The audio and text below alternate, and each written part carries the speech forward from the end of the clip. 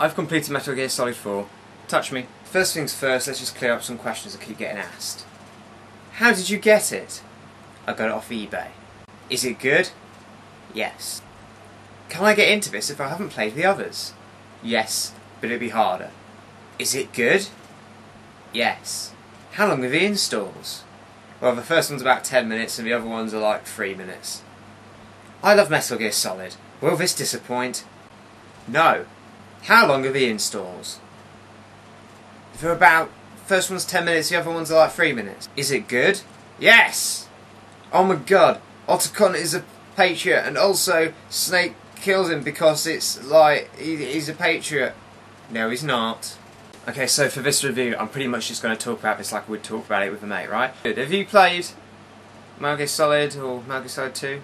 Well anyway, if you have, this game is a fucking wank. It's basically, excuse the analogy, it's not a plot spoiler. You know when you see people in a movie and they're dying, and they're like, do you remember the good old times? Yes. And it strokes your hair, and then, you know, you go, I guess I've got to be the hero after all. That's pretty much what the game does to you.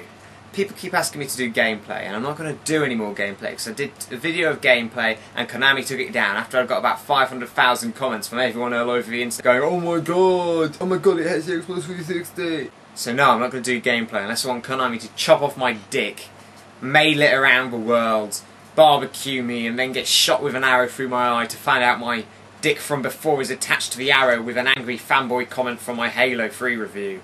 So I'm not going to do it.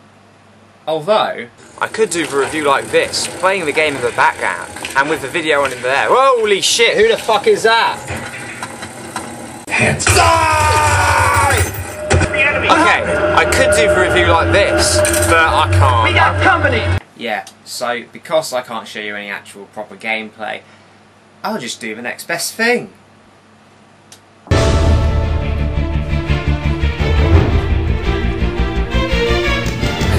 Around this cat.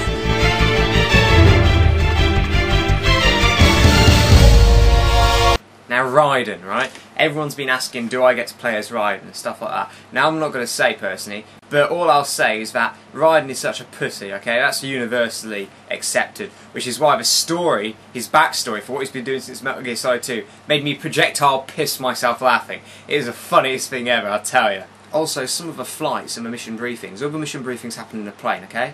Some of them flights may as well be a flight. I mean, seriously, from the beginning of the mission briefing to the end of the mission briefing, I could have made that fucking flight.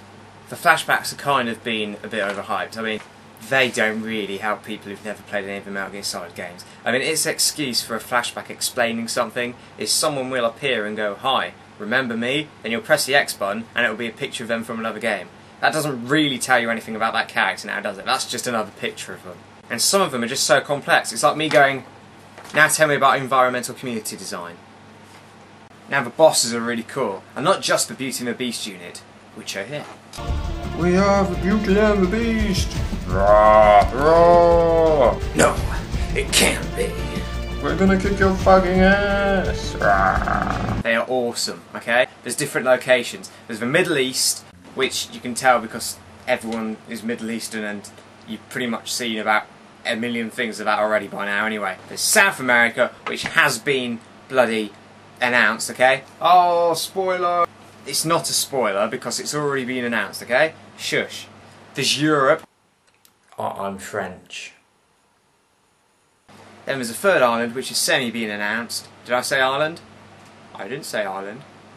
Now, I'm not going to say what it is, but everyone fucking knows. But it's really cool, that bit. It's basically a nostalgic punch in the nuts. And there's also another location, which I'm not going to reveal. People are asking whether there's replayability. I'm replaying it now on hard mode. And I tell you what, it is fucking tough on hard mode. The guys like have bionic binoculars and they're like, I see a twig move.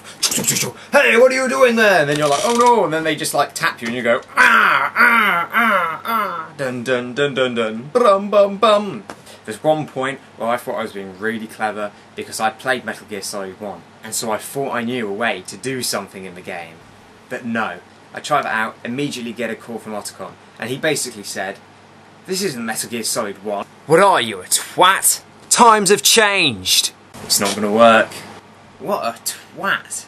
Basically, after you play Metal Gear Solid 4, You see games like Uncharted and stuff. I mean, I'm sorry, Uncharted, you're a great game, but after you play this game, you can't go back. Cinematic isn't a fucking cutscene where the actors look funny and say funny things, or do good things, or look realistic, or have lighting, or whatever. Cinematic isn't that. Cinematic games are Metal Gear Solid 4, and it fucking spells that out for you.